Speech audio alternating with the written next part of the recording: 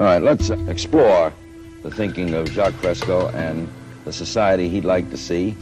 The reason we emphasize machines and technology is to free man to pursue the higher things. Machines ought to do the filthy, repetitious, or the boring jobs. It would take 10 years to change the surface of the earth. To save our environment, our stupidity, our conflict, we've got to reorganize our way of thinking and reconsider our social aims. We must put our mind to this as we do to put a man on the moon.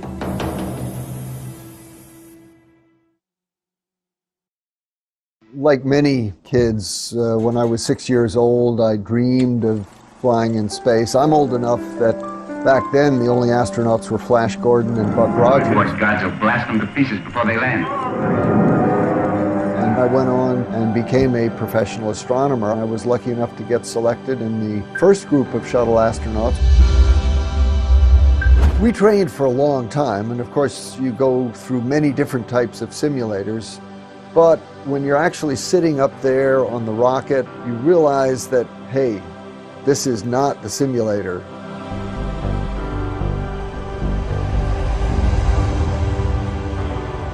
The whole vehicle is shaking a little bit on the pad.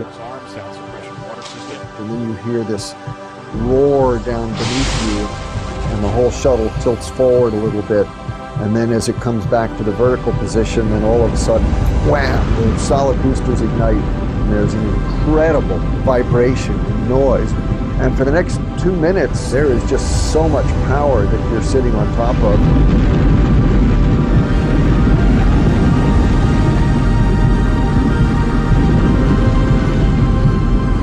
I was just sort of holding on, thinking to myself, whoa, I hope this whole thing holds together. And sure enough, it did. Of course, by that time, looking out the window, the blue sky has already turned to the blackness of space. And I can see in the distance the coast of Africa coming up into view, and I always remember that feeling on my first flight when I realized, wow, you're in space.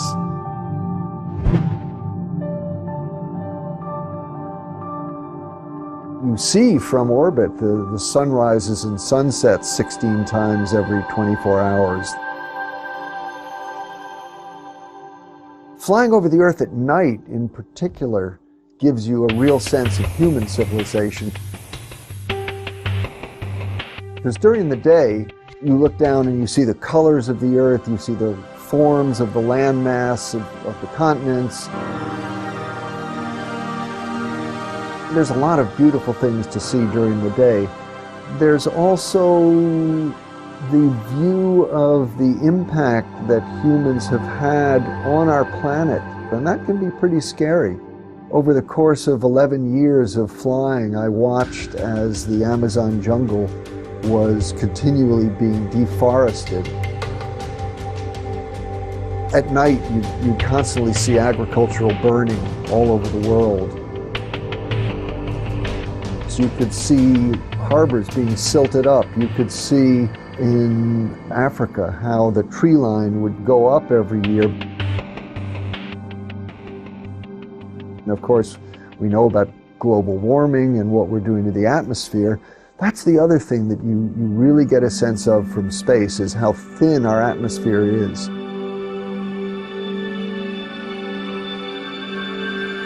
Basically, the idea that we're seeing this environmental damage on the Earth created by humans, but we see it from a cosmic perspective, means that it's just not something that we can ignore. The planet is responding to the presence of humanity.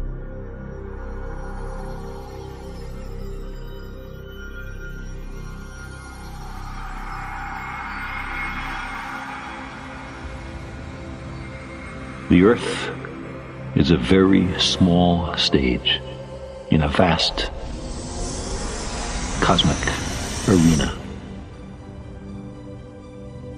Think of the rivers of blood spilled by all those generals and emperors, so that in glory and triumph they could become the momentary masters of a fraction of a dot. Think of the endless cruelties visited by the inhabitants of one corner of this pixel on the scarcely distinguishable inhabitants of some other corner.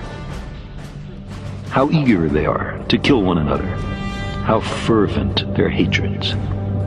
Our posturings, our imagined self-importance. The delusion that we have some privileged position in the universe are challenged by this point of pale light. Our planet is a lonely speck in the great enveloping cosmic dark. In all this vastness, there is no hint that help will come from elsewhere to save us from ourselves. From ourselves.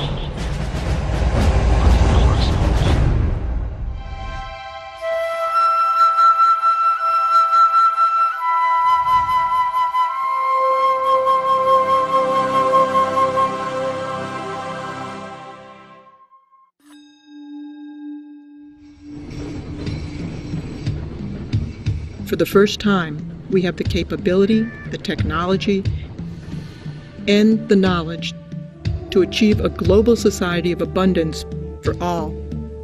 We cannot continue as we are, or the consequences will surely be dire. A 2012 UN report states that a global population growth from 7 billion to almost 9 billion is expected by 2040. Demands for resources will rise exponentially. By 2030, requirements for food are projected to rise by 50%, energy by 45%, and water by 30%. We are presently depleting natural resources 50% faster than their planet can renew. At this rate, it is estimated that we'll need 3 more planet Earths to keep up with resource needs as they are today.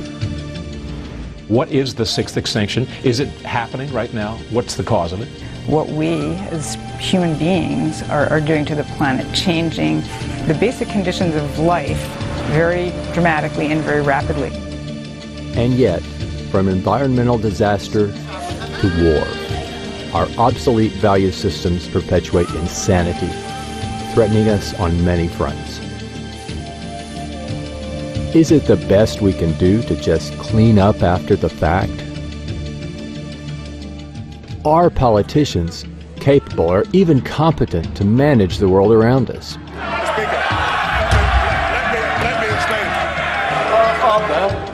The Prime Minister. Are we simply incapable of anticipating and planning for our future? Are we innately flawed in ways we can't change? Why not just use firing squad? We often hear that human nature is fixed. It's only human nature. And our worst qualities are inborn. How are they going to stop being criminals? Oh, nonsense. They were born that way, and there's no use trying to change them.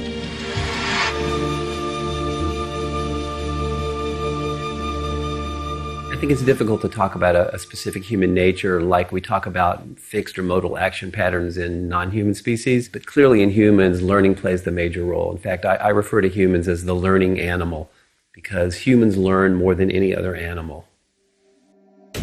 And yet, considering our history of regression, warlike tendencies, jealousies, and hatred, we still have much to learn. One would think it impossible to simply overlook the conditions we're immersed in. The culture doesn't know any better. They don't know what forces are involved in shaping human behavior.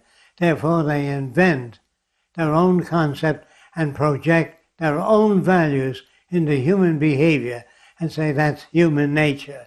That's where they're wrong. Right now we have an explosion of technologies in our culture, and I think many people think that technology is going to save us. Certainly technology has made our lives easier in many respects. Find parking space. Parking space found. Sometimes it's good, sometimes it's not so good. Drones armed with Hellfire missiles. How would you like to get paid to spy on your neighbors. But there's one technology that we don't have that we sorely need if we're going to really change, and that's a technology of behavior. And so the science of behavior needs to be applied like the sciences of physics, chemistry, and biology have been. That's the one missing, ingredient in our culture. And that's the toughest one because it opposes the way that most people think about themselves. Examining human behavior in the same manner as any other physical phenomenon will enable us to understand the factors responsible for shaping our attitudes and our conduct. All natural scientists assume that their subject matters are lawful and orderly. I mean, if they're not, then you can't do science. Behavioral scientists assume that human behavior and the behavior of other organisms is also lawful and orderly. To not assume that means that you accept that human behavior is somehow separate from the rest of nature. We don't make that assumption. We make the assumption that human behavior is part of nature. Human behavior is just as lawful as everything else. The sunflower does not turn to the sun. The sun makes it turn by pulling in membranes. A sailboat cannot sail. The wind moves it. Plants can't grow. They are shoved by sunshine, soil, temperature, all kinds of things. All things are shoved by something else. All people are acted upon by other things.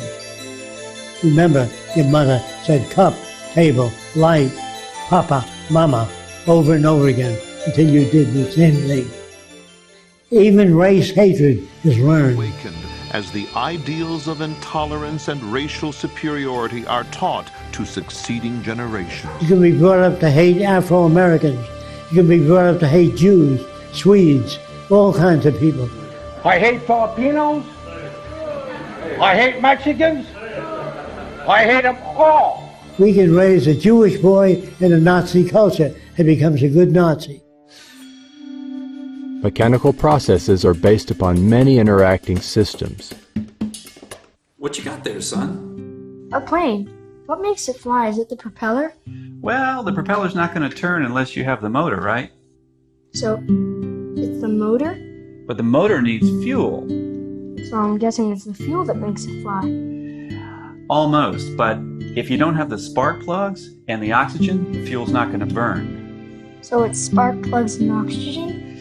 Well, you would think so, but actually, even with all that working, if you don't have the wings and the control surfaces to give it lift, it'll never get off the ground. So it's the wings and control surfaces that make it fly? Actually, it's all the above, son. It's a complicated machine, so it needs all these things working together to make the plane fly. That's a lot like other technologies and even human behavior. So it's all those things that make it fly? Exactly, kiddo, exactly. Just like mechanical systems, our behavior has no single cause. God gives people good blood and bad blood, and there's an end to it. Our behavior is generated by the many interacting variables that we encounter. The environment can never be the same for any two individuals. And that really counters claims that people make when they say, well, I have 3 children and they were all raised in the same environment, but they all turned out so different. Well, by that definition, the same environment refers to the house they lived in or the parents they had. There's no such thing as the same environment. If you have 2 kids, one is 4 years old and you play with them, and the 7-year-old is standing there with her lower lip. You say, what's the matter? The kid goes like that. And then when you're making jealousy and envy, that's where it comes from. But from a scientific perspective, the environment really consists of the moment-to-moment interactions between your behavior and those events, both inside and outside you. So the environment is in constant flux. You put the young kid on your lap and the older kid. Say, I love you both. You never play with any one kid or have a favorite. You say, you can go to a movie, but you can't because you didn't do your homework. When she falls down the stairs, you have a grin on your face. You know what I mean? Not that you're bad, but you feel you've been mistreated.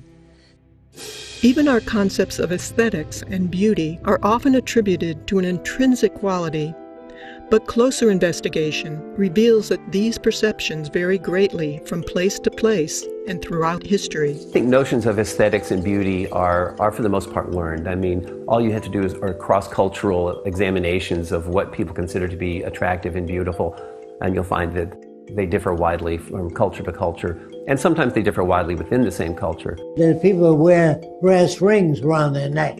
They stretch their neck. If you took those rings away, the head would fall over, and they call that beauty. On some of the islands I went to visit, if the girl had a buttocks that stuck way out, that was beautiful. The other girls were nothing.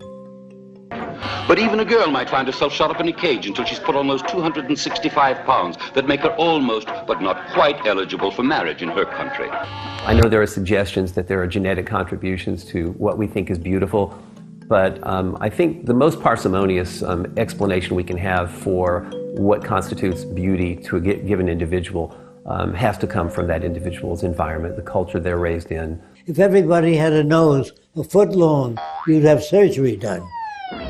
There is no such thing as beauty. It's all projection. If you marry the most beautiful girl in the world, and she turns out to be a pain in the butt, that face becomes ugly to you. Some researchers are posing that genes, rather than upbringing, determine if someone might become a criminal and even a murderer. If you ask people to tell you what determines whether they become a doctor or a lawyer or whatever profession, most people will agree that it has to do with your upbringing. You know, the influences from your parents, from teachers, from others, and not genes. Genes don't determine that you become a lawyer or a doctor. Genes don't give us a value system or a process level by which we operate. Well, genes don't shape our behavior. The genes themselves were shaped by our evolutionary history. But our behavior alone is squarely shaped by the environment that we're exposed to. Behavior does not occur in a vacuum. It is always dependent on considerable environmental input. I wanted to know whether men have a natural attitude toward women or do they learn it. So I went to some island years ago. But the interesting thing about the islands is they wore no clothing. And I never saw a male stare at the female body. Children swim nude when they're babies, boys and girls together. There was no peeping toms on the island. There was no pictures of nude women up on the wall in their huts, because it was a normal thing to be nude. They said to the girl, "Me like you," and they stroked them from the top of the head all the way down. But they didn't go for the breasts. Men go for women's breasts in this country because they're taught, hey, get a load of that chick. And whose fault is it? It's not the Democrats' fault. And it's all Obama's fault. Of course, the traditional notion, which is one that gives the individual personal responsibility and autonomy, is one that gives the individual credit for his or her behavior, and also, on the other hand, blames the individual for his or her behavior. Blaming people for their behavior is one of the most detrimental things of our so-called advanced culture. Their behavior is shaped by the culture they're brought up in. And of course, that's built upon or based upon an assumption that we are free and we freely choose our behavior.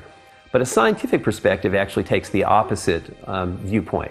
The scientific perspective is a determinist one, which suggests that our behavior is lawful and orderly. Our behavior is caused. There's no serial killer that doesn't have a background that made him that way. Every gangster, every New York gangster is made that way by associating with people like that. Our social and legal systems blame and punish the individual. Yet these attempts to modify conduct by punitive means ignores the person's background and surroundings, which shape that behavior to begin with. From old-school prison gangs to disruptive street gangs, it's a dangerous mix for staff and inmates alike. Research shows that learning also changes the physical and chemical structure of the brain. Obviously, there are many contributing factors, but genes play a small role in comparison to the effects of the overall environment on how we learn. No Chinese baby was ever born speaking Chinese. Did you know that? They had to go to school to learn the language. No French baby was ever born speaking French. No matter how many years the parents spoke French, they have to learn it. Our cerebral cortex is really built on plasticity. Our behavior is very malleable and very adaptive. We're the most adaptive creature on the planet. And if you look at the history of humankind on the planet, you can see that we've learned to adapt to every single environment on the planet. The only difference between a preacher and a thief is the environment they're reared in. We don't come to our own conclusions without any outside influences. We don't change our minds. Our minds are changed by events. Heard about them Wright brothers? No. They say they want to build themselves a flying machine. They ain't never gonna be no flying machine. If God wanted them to fly, he would give them wings. Yeah. Our minds are changed by events. I changed my mind. Yeah, me too. If you're born with a brain that's more effective, faster than the average brain, you become a fascist faster if you're brought up in a fascist environment. A good brain cannot describe that which is significant. A brain has no mechanism of discrimination. Only experimental evidence determines that. If the surroundings that establish our values remain unaltered, in spite of the urgings of poets, priests, and politicians, the same behavior and values will persist. If you tell people that you're not to fish in a certain area, if you don't provide food for those people and the means of living, they will violate those laws. All laws have to coincide with the nature of the physical world. But it isn't the law that prevents crime. It's if you meet the conditions. These days, rhino poachers come by helicopter, armed with powerful tranquilizers and a chainsaw. Rhino horn is now worth more than gold. If people are unemployed, they will do whatever they have to do to feed their family. So if you make a law and say that you're not to steal food, they will steal food if that serves their family needs. Any law that's made by man that doesn't fit the circumstances of reality will be violated. Higher ideals and aspirations that people hope for can't be realized when there is deprivation and war. If you want to go bomb somebody, there's remarkably little discussion about how much it might cost, but when you have a discussion about whether or not we can assist people who are suffering, then suddenly we become very, cost conscious. No culture evaluates human behavior in this way. If they did, they would question what is it that generates greed, bigotry, inequities, and war. They bring you up with the values that put them in power. Unfortunately, all societies to date have indoctrinated people toward values that perpetuate those in power.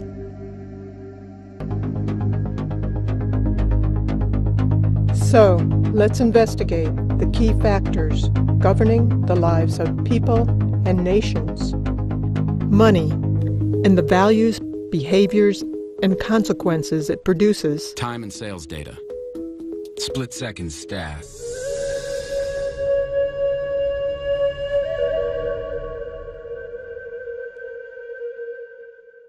As a remnant of antiquity, money now largely serves as a mechanism of corruption, deprivation, and control in the hands of a few. It's corrupted everything. I mean, every institution that we live in is corrupted by money. What's fascinating to me is that we can become enslaved by something that we've created. Not physically, but just mentally enslaved by a notion that was invented by humanity. It is archaic because I think we've grown past what money can do. It is well enough that the people of the nation do not understand our banking and money system, or if they did, I believe there would be a revolution before tomorrow morning. Henry Ford, Ford Motor Company. In a desperate attempt to survive, many work multiple jobs. They may steal, lie, or embezzle. So stress-producing that the average person worries about rent, losing their job, can't pay off a house. On a bigger scale, the profit motive creates a ruthless cycle of devastation. Illness, pollution, and war are accepted as normal. You have sort of a wartime economy that begins to be self-perpetuating, and you have powerful people inside of a power vacuum, really, who see it as in their interest to perpetuate the conflict. But it does benefit the few at the top who live parasitically by the manipulation and control of money. The banking system right now is effectively enslaving individuals, enslaving students, enslaving institutions, and sucking resources from them.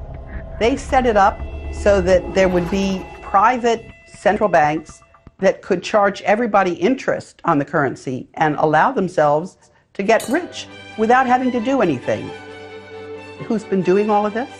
It's a group of bankers, the Federal Reserve System. That's a private system. The Fed is a private bank owned by private stockholders. Do not let the name Federal fool you. In 1913, which is when Woodrow Wilson allowed the Federal Reserve System legislation to be passed, most of the Congress people had gone home.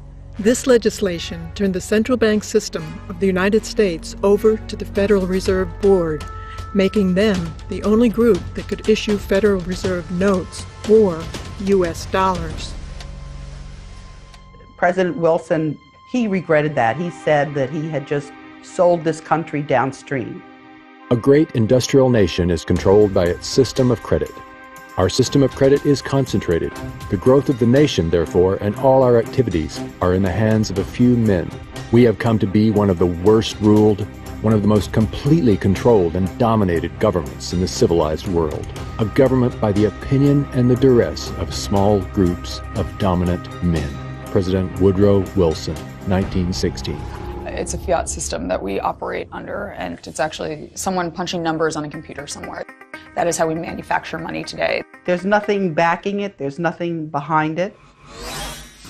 When government spends more than it collects in taxes and needs money, it does not print its own money, but borrows from the Federal Reserve in exchange for U.S. bonds, which the Fed provides at interest. When people and corporations want money, they go to banks as well. The system is rigged. If a bank buys a $100 bond, the bank gets to lend out 10 times that amount, or $1,000. They created the extra funds from nothing. No money, gold, or anything to back it up. The bank also gets back the loans with interest for all the money lent. Money is created this way from the simple signature of a borrower with the promise to pay it back. And to make matters worse, very often people are paying the amount back many times over due to the interest. This is the process by which individuals, companies, and governments acquire money. It is respectably referred to as fractional reserve lending and is used globally by most other banking systems, keeping people and entire nations in perpetual debt. So if you just keep printing dollars with no backing, at a certain point people lose confidence in the currency, and that's what's happened. The banking system right now is in the business of manufacturing risk by creating debt for individuals and people. And so there is the risk that those people will not pay that debt back. But the liabilities for the risk have been and continue to be assigned to the U.S. taxpayer in the U.S. currency. We're now sitting in a situation where the world's currencies are about to crash. Nobody knows how long it's going to take, but the Federal Reserve System has been printing dollars like there's no tomorrow. You have what is effectively a criminal enterprise based on the manipulation of people's attention, resources, and time in order to extract value from them. They're stealing money from us that way. They're stealing the result of our efforts and our labor. And that is something that has grown as a cancer on our society. These bankers are all part of a system called the Bank for International Settlements. Most people, even in business and banking, don't understand this bank and its role as the BIS. They own 40% of the assets of the 43,000 companies that are traded on the capital markets. The bank runs itself. It has a board of directors which is composed of 15 governors of central banks from around the world. And they pull down 60% of the annual earnings. They bought up all our media, and that media is hoodwinking citizens. The media has morphed into just peddling the corporate interests of the money masters that control the political establishment. There's about 118 boards of directors that sit on these 5 giant media corporations. And they all serve different boards of Monsanto to weapons to food. So when you have all these interests bleeding together, it's that much harder to differentiate what interests you're seeing laid out in the mainstream media. Fair, balanced. If you want to understand power, you have to understand who nominates candidates, not understand who votes for candidates. Our system is not a democracy. The percentage of our population that participates in the nomination process is literally less than 5% of the population, and really less than 1% of the population. If I was in control of the nominating process of everything that everybody ate, and I always nominated cheeseburgers or fried chicken, and I told you that it was a democracy and you could eat anything you want as long as it was a cheeseburger or fried chicken, would that be a democracy? I could sell it to you as a democracy because I don't decide whether to eat cheeseburgers or fried chicken. You get to vote in a very large and well-publicized election as to whether we're going with fried chicken or cheeseburger. And people organize into very tribal groups, being very anti-fried chicken and very pro-cheeseburger, or they'll explain to you exactly why cheeseburgers are going to be the end of the world and why fried chicken's going to save you. Those who can afford it hire lobbyists who essentially buy politicians. Most of the time, either party will suit their needs. Definition of a lobbyist in the United States is someone who advocates for someone else and is getting paid for it. The laws then enacted are quite often written by the corporations to benefit themselves. Professor Thurber sees an underground explosion in lobbying and estimates the industry actually brings in more than $9 billion a year, exceeded only by tourism and government. The reason that we aren't changing things right now is the banks have lobbyists in Washington in numbers I've never seen. Lobbyists are strictly there to buy access. They are not there to enhance the democratic process. Families and working people just don't have that kind of representation, power, or influence to look after their needs. They've designed the system to reinforce and, in a sense, finance themselves based off of special interest. Everything that was around in 2007, 2008 that we get so scared about, the mortgage-backed securities, the credit default swaps, the other derivatives, they still exist. They absolutely do. And yes, there's higher capital requirements for the banks, so they can't be as leveraged, but those are not that high. And if we don't have a media that's providing who's really like writing these bills and passing this legislation and what it's all for and who it serves, then we're living in an illusion. Well, I think that generally the laws in this country are written by the wealthy and the powerful, because I think by definition that's who controls the legislatures and the commanding heights of the power system in this country. And that's a scary reality, because you can pay your way into having laws implemented that serve you and your corporation as you would like them to serve. The complete impunity that corporations have to operate unabated and pollute the entire planet. A major spill of toxic coal ash is raising questions again about the safety of water and the government regulators overseeing industry. There's zero accountability. Other than slap on the wrist of a couple fines here and then. Slave labor to the exploitation of resources on the planet.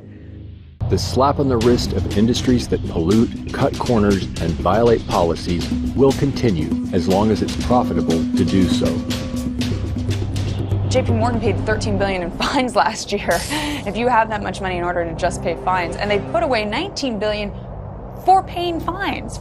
JP Morgan is paying $410 million to settle charges with the government, but JP Morgan is not admitting any wrongdoing. Goldman Sachs settled early on in this case for $550 million without admitting wrongdoing. UBS has agreed to pay about $50 million. Under the terms of the settlement, UBS did not admit any wrongdoing. Well, I think that people commit the crimes that they're in a social position to commit. I think it was Bertolt Brecht that asked, which is a greater crime, to rob a bank or to own one? And I think as we've seen from everything from the savings and loan scandals to the Wall Street meltdown, that all too often the owners of the banks are frequently looting the institutions that employ them. They commit all manner of illegal acts, and yet they're very rarely prosecuted for them. And throughout history, there's been very little, I think, pretense that the government has always acted as an agent for the wealthy class. Yes, there might be idealistic politicians that got into the game to change the world, but if they're good, any good at their job, they're no longer changing the world. They're serving the interests of their donors if they want to rise in the world of politics. They say, write your congressman. Who the hell is this jackass that you have to write? He should be at the forefront of technology and knowledge. You don't have to write him. I'm sure most of you have flown in airliners. You don't have to write the pilot saying you're flying at an angle. Straighten out, God damn it. He knows his business. That's how he got the job. The people in Washington are lawyers and businessmen and can solve no problems. If the bottom line and it's a profit-driven world, then those interests are going to be served first, and everything is going to be secondary, and that's the sad reality of it. There is no value system that's put out there that is actually beneficial to humanity because it's based on consumerism and profit making. And we use artificial pumping in animals to make them grow faster, so if you can multiply the cells of the chicken faster, you can sell it sooner. But does that have an effect on the human body? They don't worry about it. They worry about the sale of chickens. Wealth is going to the rich faster than any other time in history. The success of the industrialized world has been dependent on the failure and the lack of development of the developing world. I mean, the reason that they're stifled is because they are indebted to the first world. We wouldn't be prospering if it weren't for the labor that's going on and the indentured servitude that's going on in the entire developing country. And so that's the power dynamic can never change in that respect because it's literally dependent on it being that way. The dirty and dangerous work done by children. The jobs down in the pits are typically reserved for teenagers with only tree limbs to brace the mine walls. The risk to them is real. Rich governments like to say they're helping poor countries develop. But who's developing who here? Each year, poor countries are paying about $600 billion in debt service to rich countries on loans that have already been paid off many times over. And then there's the money that poor countries lose from trade rules imposed by rich countries. Altogether, that's more than $2 trillion every year. Money systems have existed for centuries, and whether we realize it or not, have always been used to control behavior by limiting the purchasing power of the majority of people. One example of this is the criminal justice system. Many proclaim prisons don't work, but ultimately, prisons are a resounding success as a tool for social control to safeguard the political and economic established system. If you hire people whose only expertise is caging people to try to fix social problems, you're not going to get a very good solution. But I think that they're very good at caging people, and I think that's why mass incarceration has been a huge success for the ruling class in this country. The United States is really number one in a lot of things, and I think the biggest thing that we can say that we're number one in is how many people we lock up. And the United States has roughly 5% of the world's population, but we've got 25% of the world's prisoners. China has 4 times as many people as the United States does and half as many prisoners. The United States has more prisoners than the Soviet Union did at the height of the purges and the collectivization in the 1930s and the infamous Soviet Gulag. Poverty is a vicious cycle, rarely escaped by the poor. Studies found that scarcity can reduce mental capacity and cognitive performance. In children, it affects their brain development and memory. Additionally, the poor are often forced to live in areas of low air quality. Far from being a problem for only the poor, all areas of the socioeconomic spectrum suffer when our air, food, and water are polluted by fossil fuel emissions and radiation from nuclear accidents. The current energy infrastructure results in about 2.5 to 4 million deaths per year worldwide from respiratory disease, cardiovascular disease, and complications from asthma. We're in downtown Beijing and the pollution readings have once again gone off the charts. Readings are around 25 times World Health Organization standards. Including 50 to 100,000 deaths per year in the United States and 16,000 alone in California. The economic system that we're living in today is destroying the planet because it is based on an unsustainable model. We're seeing proof of that right now. The current energy infrastructure, which has been going on for a long time, has resulted in the accumulation of greenhouse gases and particles that cause warming of the Earth's climate. And the Earth's climate is warming at a rate faster than any time since deglaciation from the last ice age. In addition, higher CO2 levels, CO2 is an acid, it dissolves in water, becomes carbonic acid, and has resulted in the acidifications of the oceans, and this is destroying coral reefs.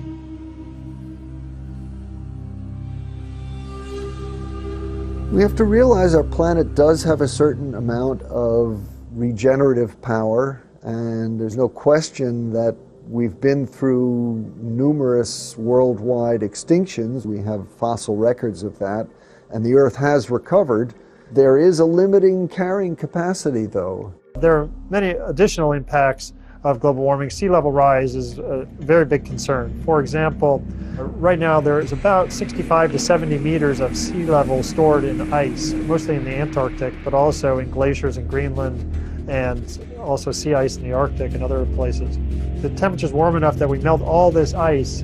That means the sea levels will rise 65 to 70 meters, and that will cover 7% of all the world's land and result in all this is along the coast where most people in the world live. This will cause a significant disaster. We're also seeing enhanced storminess, increased intensity of hurricanes, and greater extremes of weather associated with global warming. So there are significant problems associated with this, and these are all tied back to the emissions from coal, oil, and gas combustion that have been occurring since the Industrial Revolution that started in the mid to late 1700s.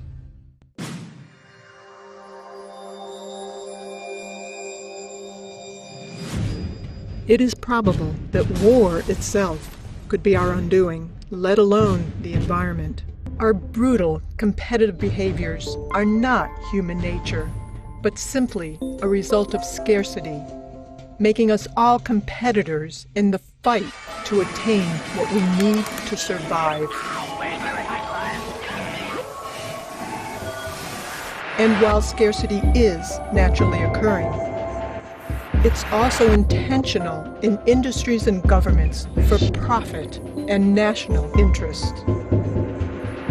As long as nations are immersed in scarcity, we will continue to have conflicts between people. Crimes, murder, and other violence, to all-out war, the ultimate expressions of human stupidity. The ground shook in the U.S. bombardment. Bomb the heck out of them. These behaviors must be surpassed if we wish to survive. That's the best recruiting tool for Al-Qaeda. This guarantees the cycle of violence will go on. And with our technological ability to provide for all, we must take steps towards a different approach. Or the endless cycle of booms, busts, and war will continue. No! Peace in our time! Wait a minute, Yeah.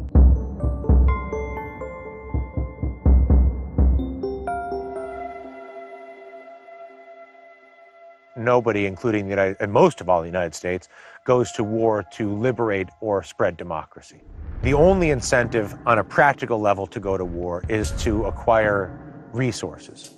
In the United States case, it frequently is either energy resources, shall I say, supporting political alliances to preserve access to energy resources.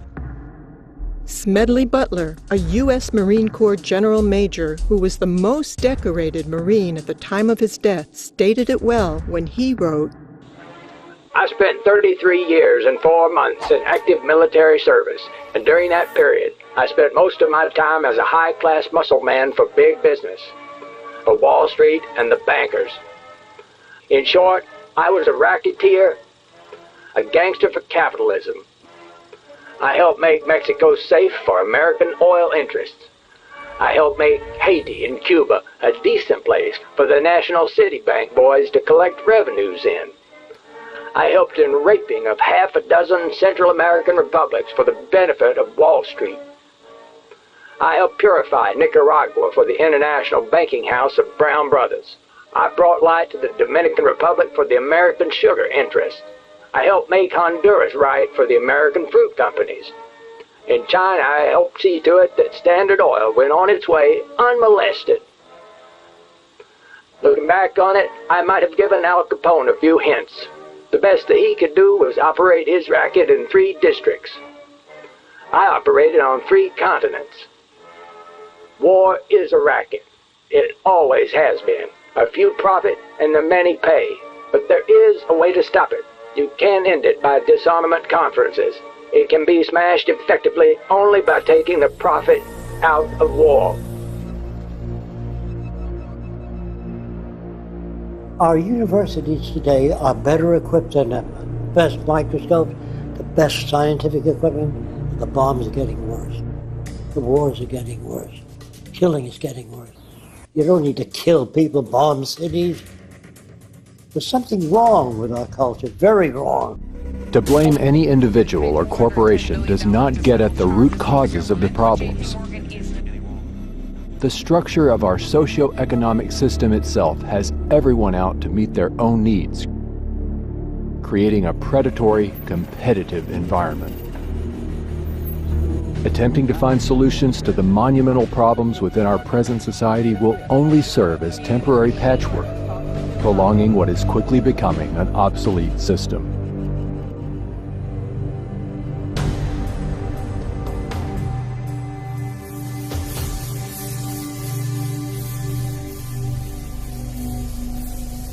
Now more than ever, a sustainable civilization is possible, and furthermore, essential. Our social designs, language, and values have evolved from ages ago. The reality of scarcity in earlier times shaped our behaviors and remains deeply entrenched in all cultures today. The history of civilization is a story of change, and this includes our social systems as well.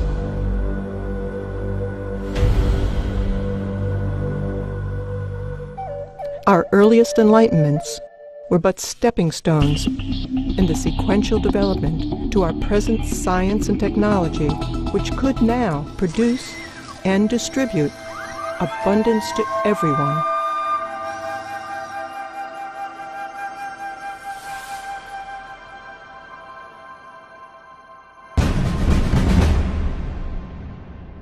There's no question that many jobs simply aren't coming back, but probably the biggest single driver of that is the way technology is racing ahead. If we continue on current paths, the next 10 years will be even more disruptive than the last 10 years because the technology is accelerating faster. If you keep laying off people and putting in machines, which is happening in the auto industry, they pick up the whole car and turn around, shove the engine in, and moving people out. There comes a time when millions won't have the purchasing power to buy cars. That's when the system collapses. But all of our growth is associated with increased consumption, increased use of energy and other resources. And when you ask economists, well, what's the alternative that enables us to continue to be prosperous without destroying the natural environment on which we depend? And they don't seem to have an answer for that. There's no solution within the present-day type society.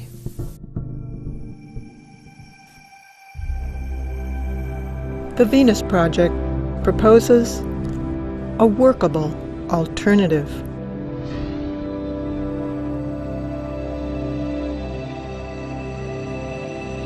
The aim of the Venus Project is to secure, protect, and assure a more humane world for all through the application of technology and cybernetics with human and environmental concern.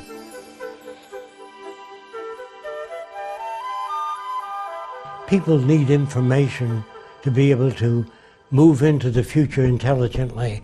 Without information, there's no way you can develop a sustainable culture. It can't be done politically because the problems are technical. If you succeeded in arranging for the most ethical people in the world of the highest morality and put them in government, when your lights fail in your house, you need an electrician. When the dams don't generate enough electricity, you don't need a highly moral politician. You need an electrical engineer. So our problems in the world can be solved by technical people.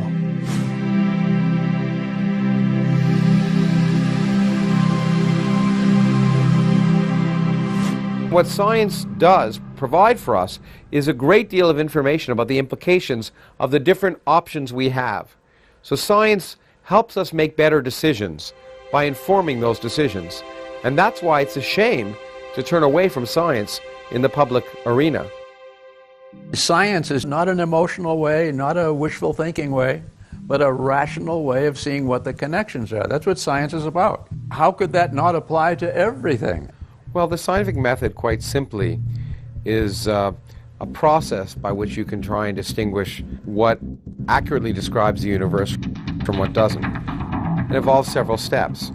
Often, of course, you make some supposition or prediction about what phenomena might result based on some theory. But then, most importantly, use empirical data, testing.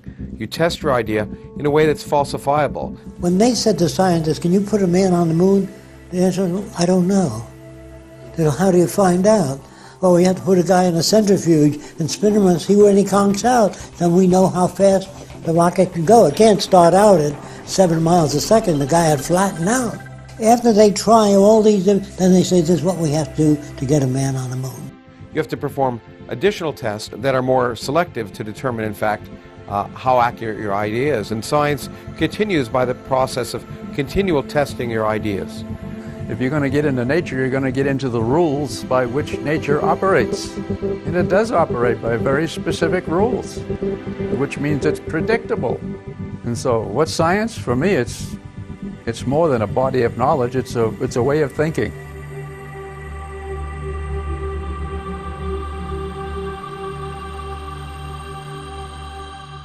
Now, language itself is subject to interpretation. When you say something, it goes through my filters and comes out a little different than what you mean.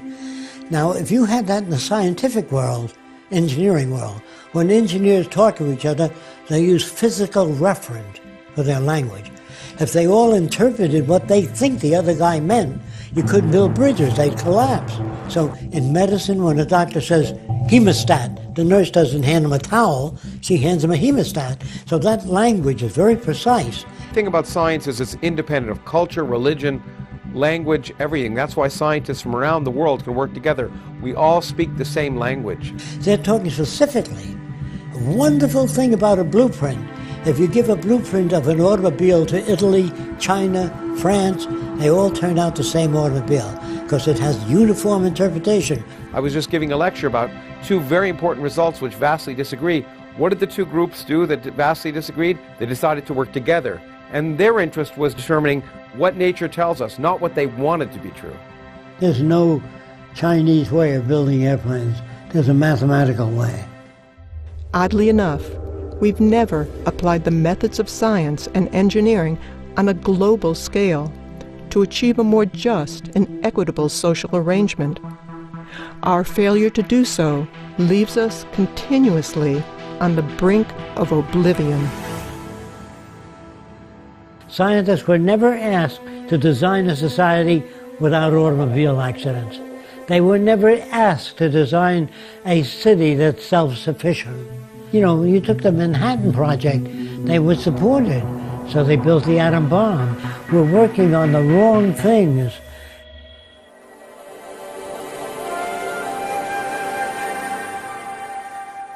The society I'm talking about is global cooperation, where all the nations work toward improving the lot of humankind.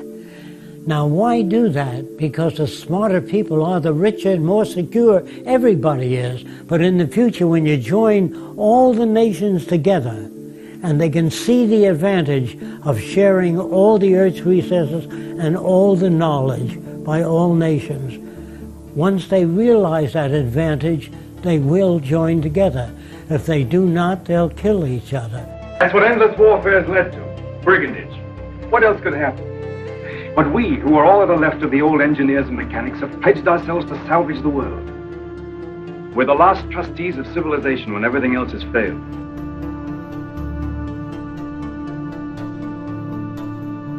If our planet had a common catastrophic threat, such as a large meteor heading toward the Earth, nations would unite and call upon science and technology to solve the pending catastrophe. Border disputes would cease.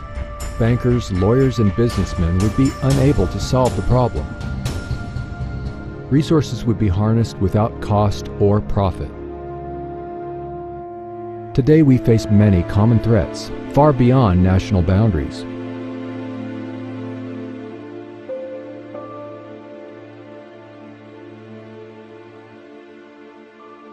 In the world today, we have enough resources to solve most human problems. We can build cities, hospitals all over the world if we use resources. But if you conscripted all the money in the world, there's not enough money to build hospitals and housing all over the world and finance the education of students. But we do have enough teachers and enough buildings we can use for universities. We have the resources. Money is an interference because it limits our ability and it limits our dreams. Imagine the possibilities of an unprecedented mobilization of scientific and technical alliances toward problem solving without the interference of money or politics to initiate global unification and restoration. This could easily enable a high standard of living for all. This is what Jacques Fresco had in mind when he proposed a resource-based economy. If our planet ran out of resources, no matter how much gold or money or possessions you had, you could not survive. Our entire survival is based upon resources. Growing up in the Great Depression in the early 1930s in New York City was a catalyst for his life's work. Jacques explored many different social alternatives during that time, but all seemed insufficient. He rejected the obsolete teaching methods of the time and was granted special privileges by his principal. He read books that furthered his interest in human behavior and social change. His early research with training and observing animals led him to similar findings with people as well. He concluded the environment shapes our values, our identity, and generates our behavior. Fresco witnessed great suffering and scarcity, even though Earth was abundant with resources. He saw it was the rules of the game we play by that were at fault. Jacques started with a lot of technical things when he was very young, and what gave him incentive for that, some of the first designs, was that his younger cousin cut his fingers in a metal fan. So Jacques came up with a fabric fan. He was just a little kid, and he took it to the fan company, and they said, "Oh, nice idea, kid, but it's not practical." And then a couple months later, they came out with it. This was his first introduction to the free enterprise system. It's not free and it's not enterprising. Fresco grasped the necessity to develop an entirely new social design, which integrates the best of science and technology dedicated toward human and environmental concern. To accomplish this holistic approach, Fresco studied and worked in a wide range of fields, such as architecture, transportation, medicine, behavioral sciences, industrial design, and more. For most of his life, he has lectured, written books, designed and produced models and media to introduce methods that could work for all instead of only a few individuals. Sometimes when you talk about a new kind of world, it frightens people. They figure, well, gee, everything is technical. What about the human aspect? And I had to devise models and make buildings and homes to show people what kind of home they might live in the future.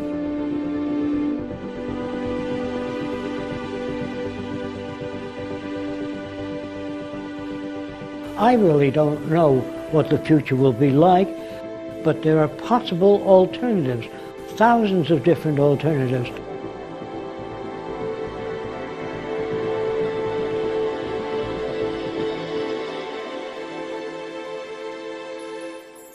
Fresco and co-founder Roxanne Meadows built the experimental structures to test and illustrate his designs and provide a research center from which to continue furthering the aims and proposals.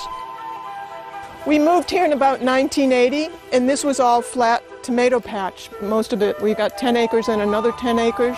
Jacques wanted an island in the Caribbean, which was $800,000, and we couldn't afford it, so we settled on 1,000 an acre here in Venus. So we made it look like a tropical island. We planted hundreds of palm trees and fruit trees and dug the waterways. And then the animals came. You know, we have deer, lots of alligators, bear, fox, raccoons. So it's really living in harmony with nature here. This is kind of an example of what the outskirts of Jacques City would be like. There would be one building very close to another building, but there's so many trees in between that it looks like you're living in a forest. So what the Venus Project really wants is to unify all the nations of the world toward common goals, such as clean air, clean water, non-contaminated food, and make that available to everyone.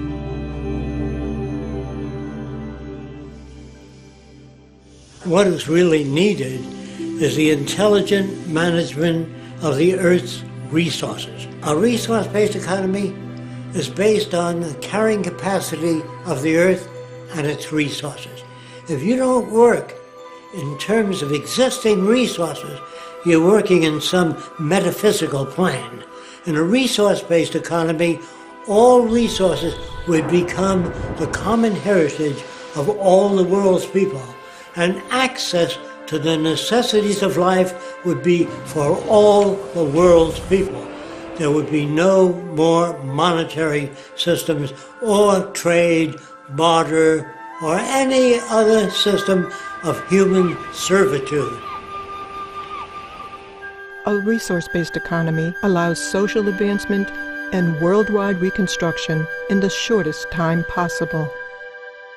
Under scientific scales of performance, we can provide everybody with more than they need. I'm saying that the average person in this Venus Project will live better than the wealthiest people today.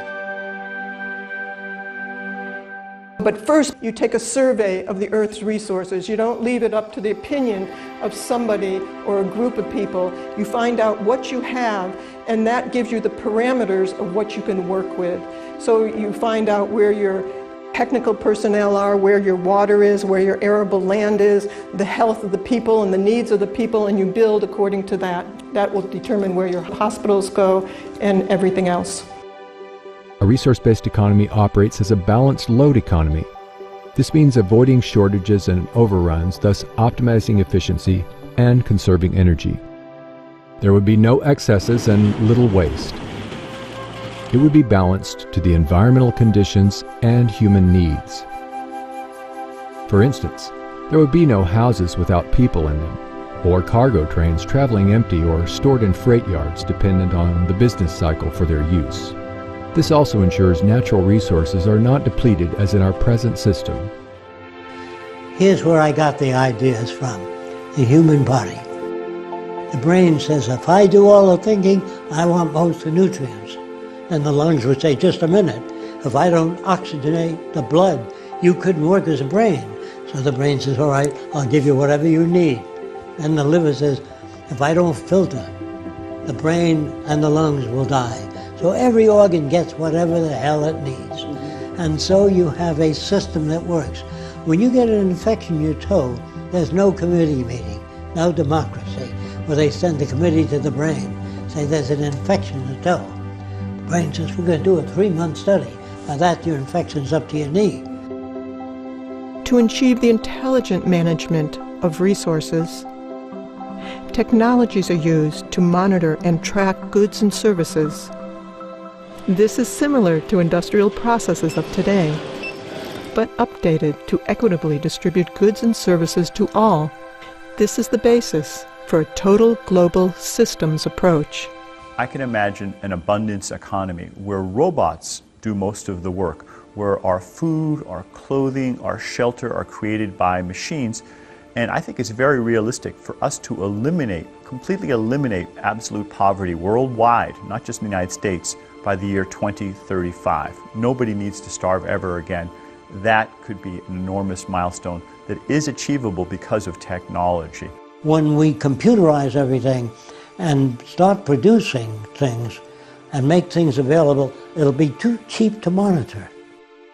With the most capable computers, we can arrive at more appropriate decisions on a global scale.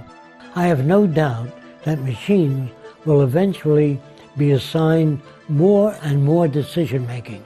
For example, years ago, a pilot would look out of a plane and says, I think I'm about a mile high. But today they have Doppler radar and they know exactly how high they are. So we don't want human guesswork anymore when a machine can do it. So I see the future as using very sophisticated computers that make decisions. Now, how do computers make decisions? They have their tentacles out into transportation, agriculture, so they can tell you when the soil is depleted, when it has less water, because it has sensors built into the soil. The computer will be connected to weather departments, earthquake zones, everything. So I feel that eventually government will become computerized. Today, the world's fastest computer is in China. The Tianyi supercomputer is capable of 33.86 quadrillion floating point operations per second. 80% of what doctors do is going to be done by computers. Is that really true? Absolutely. I have zero doubt. You won't want a doctor to do your diagnosis or monitoring or pick your therapy. That's why IBM Watson's trying to pick cancer therapies, because it's too complex for humans to do. There's 15,000 diseases, 15,000 devices, drugs, therapies, prescriptions. Do you think if you're a cardiac patient, your cardiologist has read even 100 of the last 5,000 articles published last year on cardiac disease? Not a chance. But the computer can go through it all. Absolutely. You may have seen IBM's Watson defeat the world champion in the game of Jeopardy. Well, that same technology can also be used to solve legal problems, to answer questions in call centers, to make medical diagnoses. These are just wondrous technologies that are having enormous implications going forward. Recently, I got a chance to ride in a self-driving car. 10 years ago, I would have said that was impossible, but of course it did happen, and riding down Route 101 in California was a breathtaking experience for me. At first it was a little frightening, then it was a little exhilarating, and ultimately I felt quite comfortable in that car. Humans have accidents. Google's driverless car has driven 700,000 miles without an accident. Even the best humans have accidents before they get to 700,000 miles. All of us are beginning to be able to speak to our machines, whether they're cell phones or computers, and have them understand what we're saying. That would have been science fiction a few years ago, but now the machines are able to carry out our instructions and even respond back to us in computer-synthesized voices. I think 10, 20 years from now, there will be very few areas, maybe none, where human judgment is better than machine judgment. So the computers will eventually be put in charge of everything except human behavior. Technology can eliminate critical life or death errors. A machine, instead of humans, fills the prescriptions. The robot gives a huge amount of confidence because we know that pharmacists and pharmacy technicians are incredibly skilled people, but they're humans and they will occasionally make mistakes. You know, we give something like 3 million doses of drug in 3 months here, so even a 1% error rate is far too high. And so eventually you're going to get to computerized government, and that's the end of corruption, because they don't have ambition.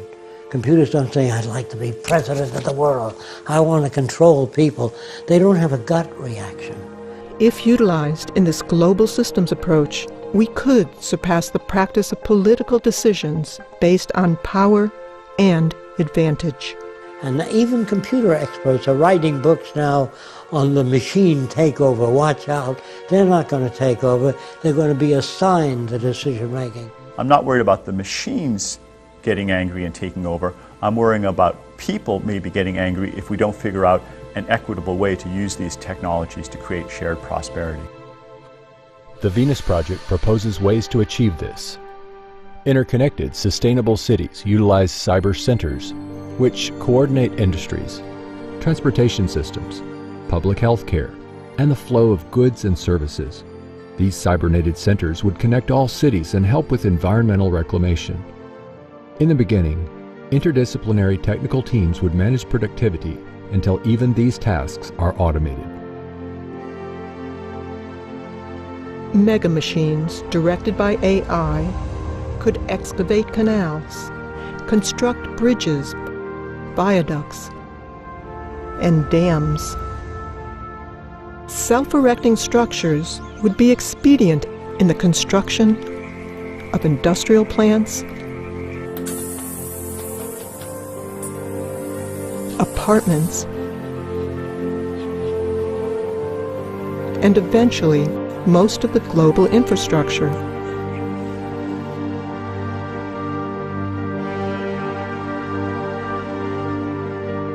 We study all the negative effects before we build anything. So there's a whole group of engineers and computers doing long-term studies of all the negative retroaction. With the threat of climate change, we may be forced to take large engineering feats. The Venus Project proposes automated canal diggers to bring rising seawaters into below sea level deserts, enabling them to bloom. The cities would only use clean sources of energy. Some say this is not possible, but even today, Professor Mark Jacobson is demonstrating otherwise. So our goal is to replace all fossil fuels. There's 30 times more solar available worldwide over land and high solar locations than we need to power the entire world for all purposes in 2030. And there's 7 times more wind than you need to do the same thing. So we are looking to combine all clean renewable energy sources that are available: wind, solar power, geothermal power, hydroelectric tidal power, and wave power. We would need about 4 million large wind turbines to power 50% of the entire world for all purposes. You might say, well, that sounds like a lot. But keep in mind, during World War II, the world produced about 800,000 aircraft in the space of 5 to 6 years, and the US produced 330,000 aircraft in 4 to 5 years. And so that was decades ago, and now we have better technologies and abilities to ramp up production. So it really comes down to willpower. It's not a technological or economic blockade to solving this problem. It's really a social and political blockade.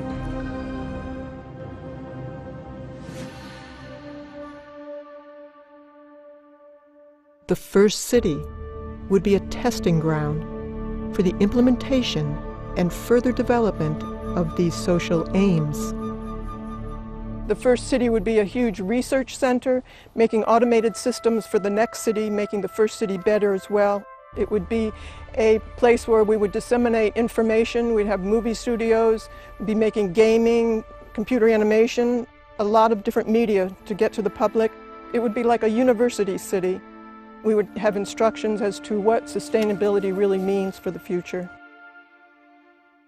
The cities of the future are circular, not because I like circles.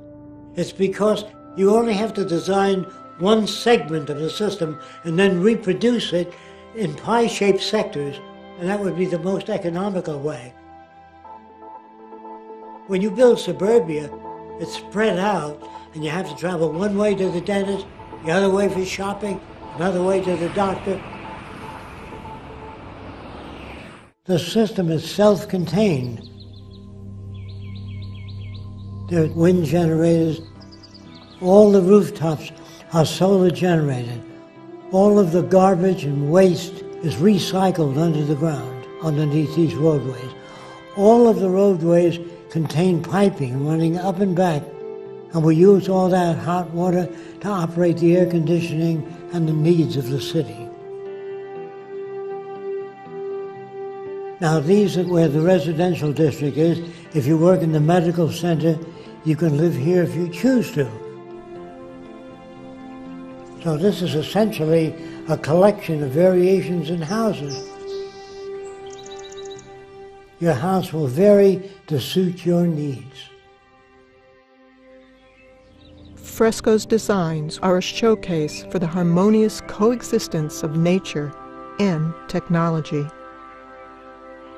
Now, some people don't like living in individual houses. They prefer living in apartments because there's a gymnasium, drama group, discussion group, recreation of all kinds. So the skyscraper in the future will offer more of the amenities. So this is your recreational belt. There'd be art centers, music centers, recreational areas. These are bicycle paths. There are tennis courts, and these are golf courses. But the golf courses contain a clubhouse with all the golf clubs. So you don't have to bring anything out to the golf course. You stay there, play golf. When you're through, you leave your clubs there. These are access buildings where anyone can access books, a violin, musical instrument. Anything that they want is free and available. These are your research centers. Everything studied in these areas is to improve your standard of living and everybody else there. There would be no lawyers, no bankers, no ad agencies, no insurance people, no salespeople. Without money, you don't need any of those things. So you could go right into solving the problems that all of us have. That's what we'd be working on. Today, we're fighting over people who have different values, and we're fighting over scarce resources. In the future, you won't have to do that. You'd be working cooperatively to improve the standard of living for everyone. A lot of people think that I want to give people things for nothing, and that's going to spoil people. The fact that you're born in America, you'd have nothing to do with the airplane, the telephone, the railways. It's all here. And you're lucky because you inherited that, just being born here. That doesn't spoil you. So there's really no basis for crime. Since anyone can access anything they need, no one's going to hit you on your head and take your wallet because there's no money in it anymore. The monetary system has been surpassed. And when we have that kind of abundance economy, most of us will be able to spend most of our time doing the things we enjoy doing. The kinds of things that you might have seen the Athenians do during their golden age. They had human slaves take care of their basic needs. We can do it with robots. Amazing. And what would you suggest the cooks and housewives of the world do with all that extra time? There's an island called Isle of Man. On that island, there's a stream down below, and the women wear a harness. And they go down, they get 2 buckets of water and climb up to their home up there where they boil and cook food. The women have to skin animals and get the animal fat out to operate their lamps. And if someone said to the women, someday you'll turn a gadget and water will flow at whatever speed you want, without you having going down to the river. And someday you'll press a button and the lights will go on. And you won't have to skin animal fat. And the woman says, yes, but what will women do? People will get engaged in how to live, how to relate, to travel, scuba diving, restoring the reefs of the oceans that we damage, cleaning the ocean and the atmosphere. So much we don't know. And you go back to school free of charge. And every city will be a university city where you're updated on what's new.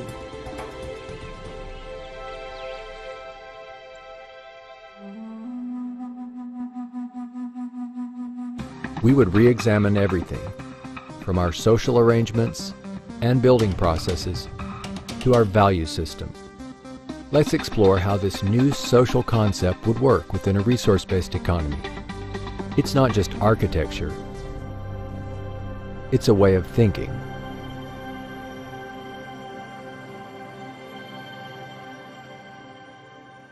We still have neural lag. It's hard for us to step into the future without dragging some of the past. We won't make the history books of the future. We are that ignorant. Not in technology. We're doing fine in computers, electronics, but the human value system is not moving fast enough. I would say that people would be much more productive, much more humane, much happier people. That is the question. Will people be happier with new technology? No, not new technology alone, but with a value system and new technology. In many instances, we ask people for their opinion. Do you think man will ever get to the moon? They may say, maybe 10,000 years from now. Instead of saying, I don't know enough about that to give you a sensible answer. That's the way you talk. But they have opinions about everything. There'll always be war, there always has been war, because man is greedy. That's what a repeat or a loop of what they've heard in the past. The point is, ladies and gentlemen, that greed is good. Greed is right. Greed works. People are reinforced in this culture to be greedy. The more you have, the more you abuse other people. In order to get what you have, you're looked upon as being successful. You admire the people with money that have those things. And they usually get it off other people's backs that they abuse terribly. So you're not born being greedy. People think that you can't change human nature. If you couldn't change it, we'd still be living in caves. So obviously we're undergoing change. So human nature is not fixed. And greed is brought about by scarcity or lack of resources. Well, there are some animals that are very docile. The cows on the next field, they wouldn't hurt each other at all. But when we approach them with oranges, because there's a scarcity of oranges, they start bucking each other. So it's really a matter of scarcity. What the Venus Project is trying to do is eliminate scarcity and produce abundance. And for the first time in history, we can do that because we have the technology to be able to supply people with whatever they need. Some people believe that there's such a thing as human intelligence. Remember that an intelligent electrical engineer of 75 years ago could not get a job today. So what you once called intelligent was intelligent at that time within that frame of reference. It's an ongoing process. Now, what is the real meaning of intelligence? The ability to extract significant information from any situation. I would say it depends on the next 20 years. We'll know whether there's intelligent life on Earth. Depends on what we do about the environment and what we do about the human problem. Poverty, hunger in the world, sickness, and waste of resources. If we learn how to manage the Earth's resources intelligently, we can overcome most of the problems in relatively short time. Creativity is taking known systems and putting together in unique ways and adding few things to improve the product. That goes for music, art, drawings, invention. But if you study the history of invention, you will see a relationship and tie of all these variables. I think that's part of the propaganda of each system that tells people that the financial gain is the main motivation in people. It is the people interested in money, but there are other people that are motivated by other interests, medical research. People devote their lives to it. There are people that work real hard and save up money and go to Africa and spend all their time trying to help people. They're not motivated by money. And I am suspicious of people that are only motivated by money. And a $40,000 gold fucking watch. It's not a healthy motivation. If you want to know what kills incentive, is you give people the minimum amount of money, minimum vacation, hard, dirty work with no future. A man that washes dishes in a restaurant, they keep bringing a new pile in every 20 minutes, and he sees no out. He can never buy a home or own a car. He doesn't own enough. So what incentive is that?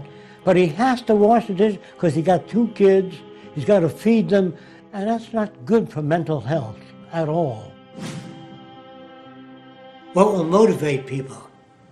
A world without war, poverty, hunger, loss of employment, loss of income. Your incentives and options are tremendous. Thousands of different things to do now that you got your food and housing and education. Now you go to work on solving not all problems, but all the problems of that time. So we do it because we are functionally selfish, meaning being selfish for yourself alone is detrimental. But functionally selfish means take care of the environment, share ideas with people, and in that way we all gain. They can see on the news every day that everything they do goes out there to all humanity. So everybody in the world represents an extension to their life rather than everybody selling themselves and making a profit on one another. They now have the time to appreciate what the new world does, and all the films of the future will show them what's happening all over the world and what's new, and that they have free access to what's new because everybody cares about everybody else.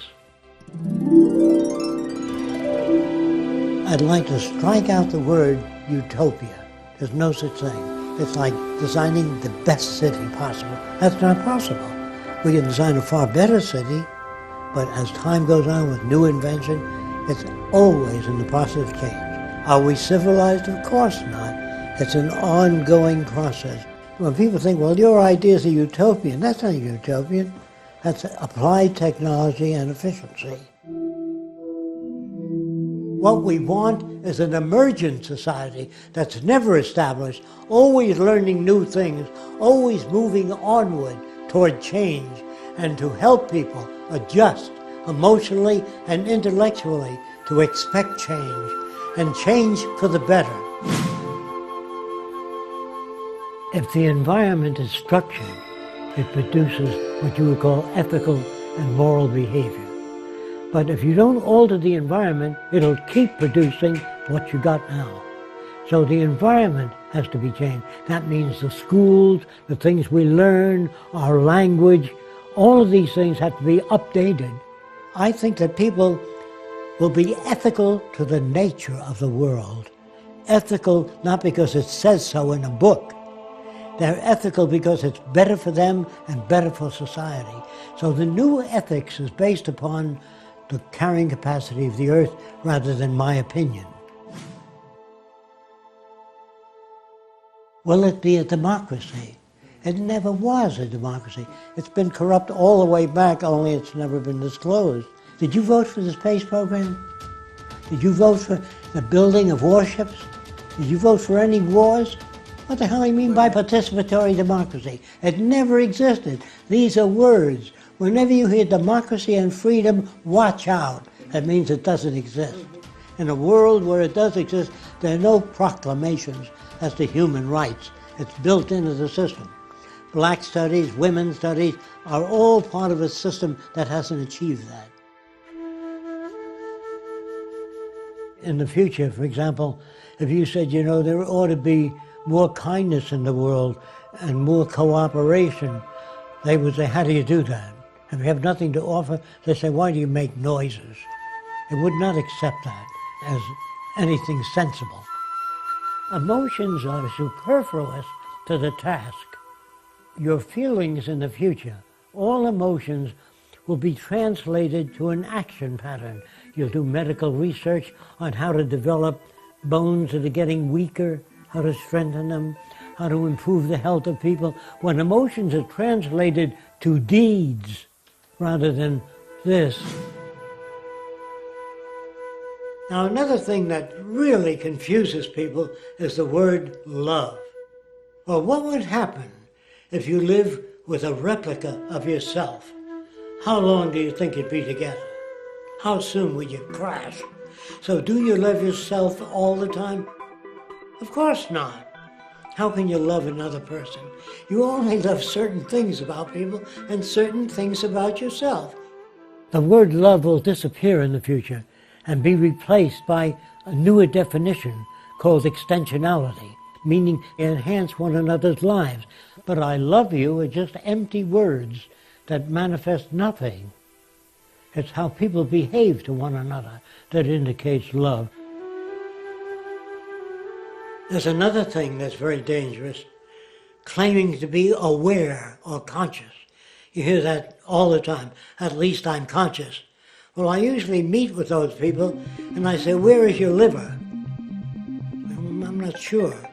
How fast is the blood moving through your veins and arteries? What area of the brain controls creativity? What area is responsible for emotions? What do you mean by consciousness? The human being on top of the Empire State Building can see a 3-foot ball, but a chicken hawk can see a dime and see whether it's heads or tails. The term used, consciousness or awareness, is limited to your senses. So we can never be conscious. We can grow in degrees and understand perhaps a little more about many more things, but we never can achieve consciousness because we don't see gamma rays, cosmic rays. We don't see all of those things without instrumentation.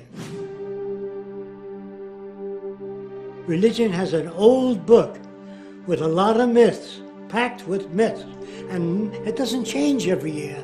Consider this. A scientist has a book on astronomy. Every year that book undergoes change. If you have a book on electronics that's 2 years old, it's obsolete. So they undergo change. But here's a minister with that one book under his arm. A real simplistic interpretation of the earth. And it caters to what people fear. What happens after death? What happens now is that myth and superstition is pervasive, not because we don't have better ways of understanding things, but because people want to believe things that make them feel better. Then they tell you in school that everything in nature has a purpose. You know, what's the purpose of life and all that. So they say the purpose of the eyebrows is to deflect sweat off to the side. That means there's a designer. Now what's the purpose of coughing and sneezing? To infect other people? They say the purpose of horns on an animal is to protect itself. So I said, what's the purpose of those horns? They say, that's for ramming other animals. I said, what if the horns go off to the side? Well, that's for keeping them off the side. What if they go back? That's keep them off the back? No. Animals are born with every which way horn, and they learn how to use them. People hope that there's some cosmic purpose to their life, but in fact, science, as far as we can tell, tells us there's no evidence that there's purpose to the universe. Does that mean there's no purpose to the universe? No, we can't prove it. It just said there's no evidence of a universe with purpose, and the universe effectively acts like it has no purpose. Now, should this depress us? In my opinion, no. Because what it means is that the purpose in our lives is the purpose we make. We don't want people to have loyalty to corporations or a country. We want them to have loyalty to methodology and loyalty to invention, meaning to improve everything that exists, to make them better, smarter, faster, and make them available to all people. That's the kind of loyalty that's needed. If China comes up with a new way of producing automation, congratulations. If Africans come up with a great idea, congratulations. No more loyalty to corporations, to country. Loyalty to the earth and to all the people on it, and to make the earth a far better place than it is. This is the kind of loyalty I'm talking about. This is the kind of pledge allegiance I'm talking about, to pledge allegiance to methodology.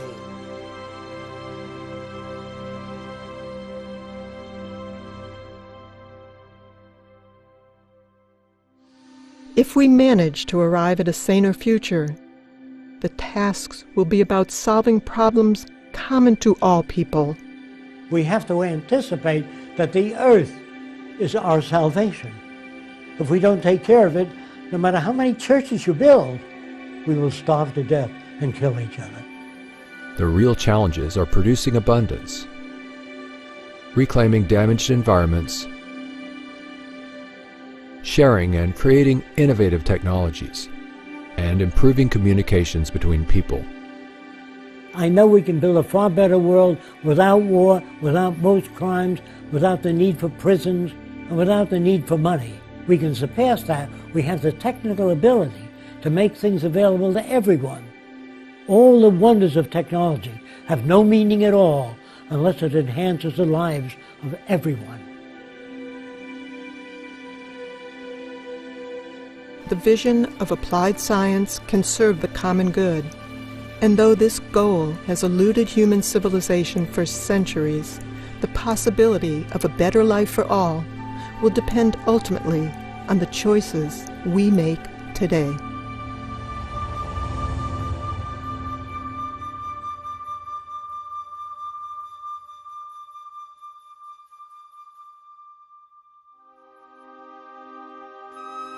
Join those who are working toward making the Venus Project a reality